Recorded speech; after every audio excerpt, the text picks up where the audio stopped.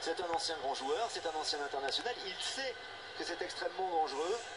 Mais vous avez vu, vous allez revoir des images totalement surréalistes sur l'équipe 21 que vous avez vécu en direct. Cette pluie qui a commencé à s'abattre au coup d'envoi, puis après cette grêle qui est tombée comme en plein hiver sur la pelouse du stade du Roi Baudouin à Bruxelles, qui a interrompu le match. Et l'arbitre, évidemment, l'arbitre hongrois, qui a décidé d'arrêter la rencontre et de renvoyer tout le monde au vestiaire. On va garder l'antenne évidemment sur l'équipe 21, vous restez avec nous parce que bon là c'est l'actualité aussi, même si c'est pas vraiment du football, du ballon, on est quand même dans l'événement, on est dans l'événement pré-coupe du monde avec des Belges, des services techniques belges qui savent faire pour rendre cette rencontre plausible et possible. Mais on peut revoir les images en régie, hein. Évidemment, n'hésitez pas à les passer, à les repasser sur l'équipe 21, nous sommes en direct. Cette pluie de grêle qui s'est abattue, et on le voyait, la taille des grelons dans la main. Johan, vous qui jouez un peu au golf, c'est carrément, ce sont des balles de golf. Clairement, il y en avait, monsieur, il y avait un gros plan, il y en avait trois qui recouvraient l'ensemble de sa main.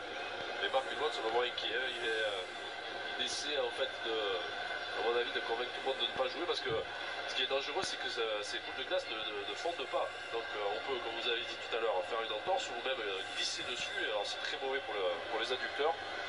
Il a l'air, voilà, il est vraiment envie justement de ne pas recommencer ce match, sauf si vraiment l'ensemble du terrain est déblayé. Mais là, comme on le voit là, sur ces images, les employés là font uniquement les 6 mètres, donc je ne vois pas trop l'intérêt.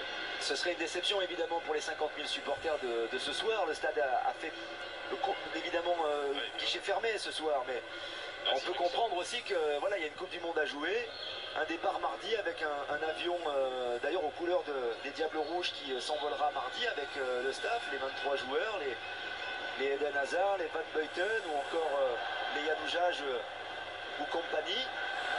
Mais là, même les Tunisiens ont intérêt à rester en forme et à ne pas se blesser pour la bonne et simple raison qu'ils ont des éliminatoires de la CAN 2015 à jouer. Alors ça fait sourire évidemment le public, le décorum. Voilà, c'est le 3e striker. Bah bon, à part que celui-là il n'est pas nu, hein, mais en tout cas des supporters qui traversent la pelouse pour faire un petit peu l'animation. Mais enfin, ça fait sourire le roi Philippe et la reine Mathilde. Ainsi qu'Elio Di Rupo, le Premier ministre, vous savez, avec son nœud papillon qu'on a aperçu tout à l'heure. Toujours très sympa, très convivial. Le voilà, tiens d'ailleurs, Elio Di Rupo. Lui aussi, il est circonspect comme nous, évidemment. Les 10 minutes qui étaient prévues, ça sont des minutes de coiffeur, c'est-à-dire que là, on a bientôt atteint le quart d'heure.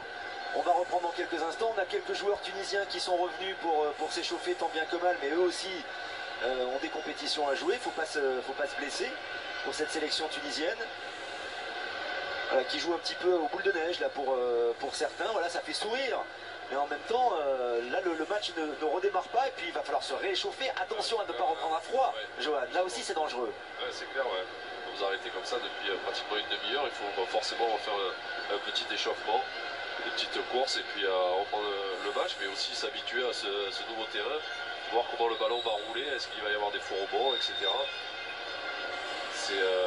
C'est assez surprenant que l'ensemble du terrain ne soit pas nettoyé, même si ça aurait pris plus de temps.